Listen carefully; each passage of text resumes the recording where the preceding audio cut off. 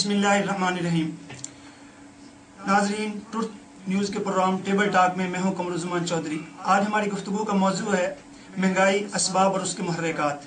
इस गुफ्तगू में हमारे साथ शरीक होंगे जनाब सैयद फजंद अली शाह साहब। आप साबिक सेक्रेटरी हैं प्रेस गैलरी पंजाब के और सीनियर सहाफ़ी हैं। उनके साथ तशरीफ़ रखते हैं जनाब कमर अल्ताफ़ साहब, ताजिर रहनुमा हैं। और उनके साथ तशरीफ़ रखते हैं जनाब शहद अकरम साहब, वकील रहनुमा हैं। और उनके साथ तशरीफ़ रखते हैं जनाब फुरकान फ़याज़ मुग़ल, आप IT एक्सपर्ट हैं और यहाँ पे जदीद टेक्नोलॉजी के हवाले से भी गुफ्तगू करेंगे। उनके साथ तशरीफ़ रखते हैं जनाब फैसल अजीज़ साहब, आप स्टूडेंट्स रहनुमा हैं। नाज़रीन, होशरुबा महंगाई ने पाकिस्तान के हर तबके को परेशान कर रखा है। तालिब इल्म से उसकी तालीम छीन ली है, गरीब से उसकी रोटी का नवाला छीन लिया है, ताजिरों से उनका कारोबार छीन लिया है। हर शख्स अपने आप जो है वो अपनी एक मिसाल बना हुआ है और हर बंदा जो है वो इसकी महंगाई की दुहाई दे रहा है। तो आज हम अपने इस गुफ्तगू में इसी पे इंशाल्लाह इजहार ख्याल करेंगे हमारे मेहमान। तो पहला मेरा सवाल जो है जनाब सैयद फजंद अली शाह साहब से है कि आप महंगाई को किस नज़र से देखते हैं? इस वक्त जो पाकिस्तान की जो सूरत हाल है, आवाम की सूरत हाल है, इसको आप किस नज़र से देखते हैं? देखिए, हमारा महंगाई का जो सूरत हाल है वो तो पूरी दुनिया में इस वक्त निशाना बना हुआ है पाकिस्तान कि पाकिस्तान में बहुत ज़्यादा महंगाई है और वहाँ निचली सतह तक। मैं आपको दोस्तों एक सर्वे रिपोर्ट दूंगा कि इस वक्त पाकिस्तान की तकरीबन कोई 18 करोड़ की आबादी है और उसमें तकरीबन कोई 15 से करोड़ के करीब अफराद जो है ना वो गुर्बत की निचली सतह से ज़िंदगी गुजार रही हैं। और जहाँ तक आए दिन कीमतों में इजाफा होता जा रहा है, लेकिन महंगाई उसमें वही पुरानी, जिसके बायस अवाम अपनी तमाम आमदनी और खुराक और खर्च पर मजबूर है, लेकिन तलीम जैसे अहम शोबे नजरअंदाज हो रही है। आप ताजिर तबके की यहाँ नुमाइंदगी कर रहे हैं, तो आप क्या कहते हैं कि इस टाइम ताजिरों को किन मसाइल का सामना है और वो महंगाई के हवाले से अपना क्या किरदार अदा कर सकते हैं? बिस्मिल्लाहिर्रहमानिर्रहीम। पहले तो मैं मशकूर हूँ अपने कर्ज का कि मुझे दावत दी और गुफ्तगू का मौका दिया। तो जहाँ तक ताजिर और सनत इस हवाले से ताल्लुक़ है महंगाई का, तो सबसे ज़्यादा शोबा यही मुतासर हुआ है क्योंकि इकनॉमिक रिसोर्स वगैरह जितने भी होते हैं वो यही हैं सारे। क्योंकि अगर आप देख लें कि बिजली में होशरफा इजाफा और गैस की जो लोड शेडिंग और बिजली की लोड शेडिंग है उससे तमाम इंडस्ट्री तबाह हो चुकी है, ठीक है, जिससे सारी आवाम में जो बुनियादी अशिया ज़रूरियाँ हैं वो सारी आसमान को छू रही हैं उनकी कीमतें, और एक आम आदमी अपनी रोज़मर्रा की अशिया ख़रीदने उसकी पहुंच से बाहर है। तो जहाँ तक ये सूरत हाल है कि जब वसाइल ही नहीं आपके आवाम के पास होंगे, उनके पास इक़्तिसादी सोर्सेज नहीं हैं, तो ख़रीदेंगे क्या और यहाँ प्रोडक्शन क्या होगी? बिजली की वजह से तमाम इंडस्ट्री बंद है, मज़दूर बेरोज़गार हैं और इस किस्म की सूरत हाल आपके सामने है। ये इकनॉमिकल रिसेशन पूरी दुनिया में ज़रूर आया, लेकिन पाकिस्तान क्योंकि दहशत गर्दी की वजह से और फ्रंट लाइन पे इसका होने की वजह से बहुत ज़्यादा शदीद मुतासर है।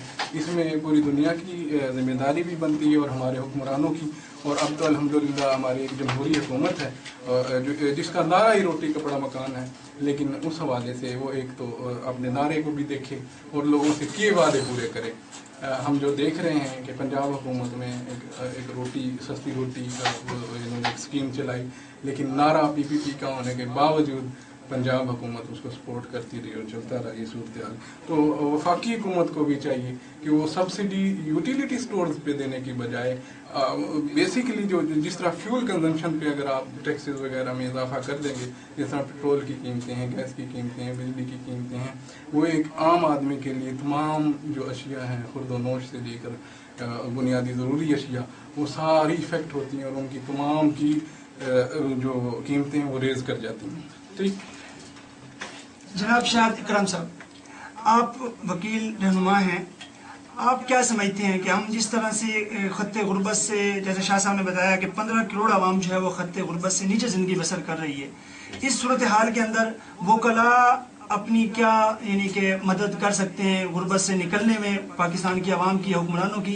और एक चीज़ को आप स्पेशली मद्देनजर रखिएगा कि जब यहाँ चीनी का मसला बना था तो चीफ जस्टिस ने नोटिस लिया और उसने हुकूमत को पाबंद किया कि 40 पैच पे चीनी दी जाए, लेकिन वो चीनी आवाम को नहीं मिली।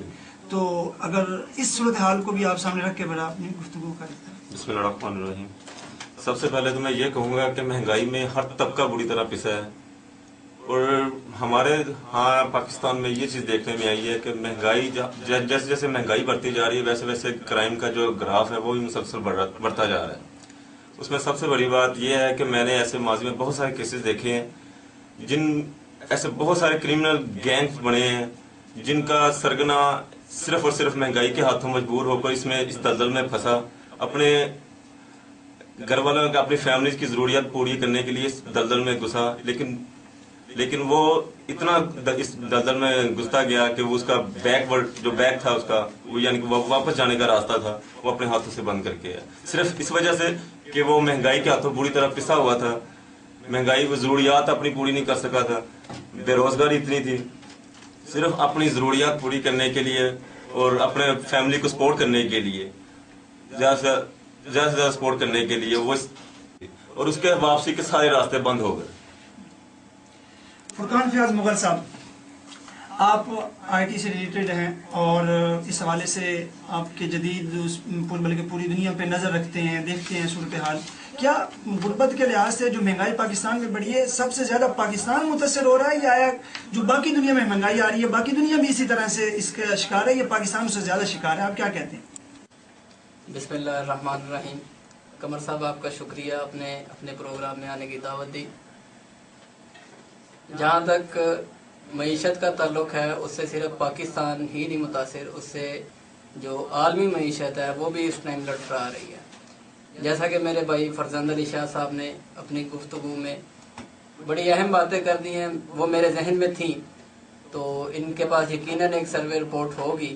تو میں بھی ایک سروے رپورٹ کل پرسوں ایک پڑھ رہا تھا، اس میں بھی اسی قسم کا تھا کہ جو معیشت سے جو اہم ممالک ہیں، یورپین ممالک خاص کر، وہ ان کے جو عالمی بینک ہیں ان کے حالات ایسے ہیں کہ وہ بالکل خالی ہو چکے ہیں.